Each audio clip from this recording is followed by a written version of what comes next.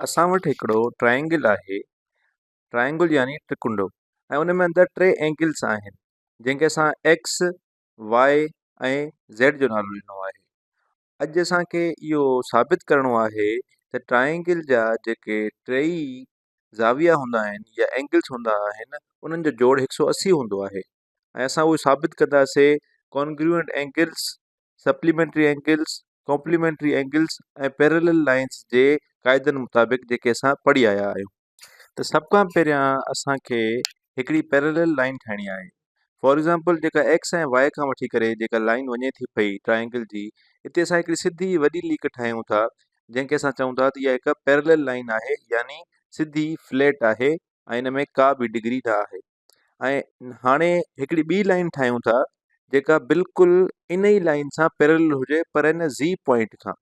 अगरि हिते असां ज़ी पॉइंट खां हिकिड़ी सिधी लकीर ठाहियूं ऐं हिन लाइन सां जेका लाइन असां हेठां ठाही आहे नारंगी रंग में, उन सां असां बिल्कुलु पैरेलल ठाहियूं त उहा लाइन उन सां कॾहिं बि इंटरसेक्ट यानी उनखे काटा न कंदी। त हिकिड़ी लाइन असां ठाहियूं था जेका बिल्कुलु सिधी आहे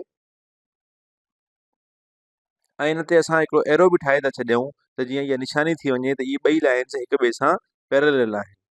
अगरि असां लाइन एक्स ऐं ज़ेड खां हिकिड़ी पॉइंट खां अगरि लाइन ठाहियूं ऐं इहा लाइन सिधी असां ॿिन्हिनि पैरेलल लाइन्स खां काटा करायूं त इहा लाइन हिकिड़ी ट्रांसवर्सल लाइन वांगुरु थी वेंदी, यानी उहा लकीर जेका ॿिनि पैरेलल लाइन्स खे कटींदी आहे। ज़रूरु अगरि ट्रांसवर्सल हूंदी त इन में कुझु करेस्पॉन्डिंग एंगल्स बि हूंदियूं।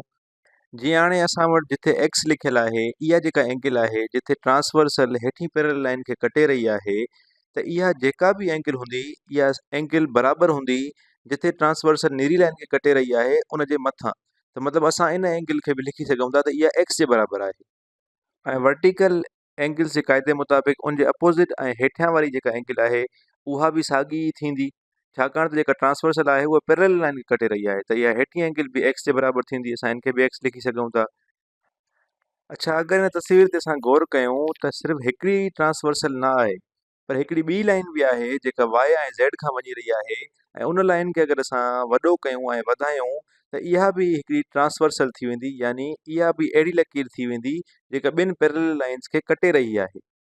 हाणे अगरि इन लकीर में असां ॾिसूं त असां वटि जेका वाई आहे उहा एंगल आहे जेका ट्रांसवर्सल जे अंदरां वारे पासे ॾांहुं आहे, त मतिलबु इहा ॿी पैरेलल लाइन जे ॿाहिरें वारे पासे ॾे करेस्पॉन्डिंग एंगल थींदी। ऐं साॻे तरीक़े सां इहा ई एंगल उन जे अपोज़िट साइड वारी जेका एंगल आहे उन जे बराबरि बि थींदी। त असां लिखी सघूं था त जेको अपोज़िट साइड वारी वर्टिकल एंगल आहे उहा बि वाई आहे। हाणे असां वटि एंगल्स तक़रीबन ठही वियूं आहिनि, पर तव्हां गौर कयो त मथीं जेका पैरेलल लाइन आहे उन में अंदरि टे एंगल्स ठहनि थियूं, हिकिड़ी एक्स, हिकिड़ी ज़ेड ऐं टी हिकिड़ी वाई। पर असां अगरि एक्स ऐं ज़ेड खे मिलाए करे हिकिड़ी ई एंगल खणूं, मिसाल जीअं हिकिड़ी मां वॾी एंगल खणां थो त मां इन ॿिनि एंगल्स खे पाण में मिलायां थो ऐं मां चवां थो त इहा जेका एक्स ऐं ज़ेड गॾु आहिनि इन्हनि खे मां एक्स ऐं उन सां गॾु जोड़ में लिखां थो त एक्स प्लस ज़ी, त मतिलबु इहा हिकिड़ी एंगल आहे। ऐं अगरि असां गौर कयूं त इहा एंगल सप्लीमेंट्री एंगल आहे वाई सां। ऐं सप्लीमेंट्री एंगल जी तव्हांखे ख़बर आहे त जॾहिं ॿ सप्लीमेंट्री एंगल्स पाण में जोड़ कबियूं आहिनि त उहे 180 जे बराबरि थींदियूं आहिनि। इहा ॾिसो तव्हां पैरेलल लाइन खे जेका ट्रांसवर्सल कटे रही आहे उन जे हिकिड़े पासे ॾांहुं एक्स प्लस ज़ी एंगल आहे ऐं ॿिए पासे ॾांहुं वाई एंगल आहे। त इहे ॿई जेके आहिनि इहे जोड़ में जेका एक्स प्लस ज़ी आहे इन खे हिकिड़े पासे रखूं था ऐं उन सां गॾु जोड़ में रखूं था वाई, त इहे ॿई एंगल्स पाण में मिलाए करे 180 जो दर्जो ठाहींदियूं।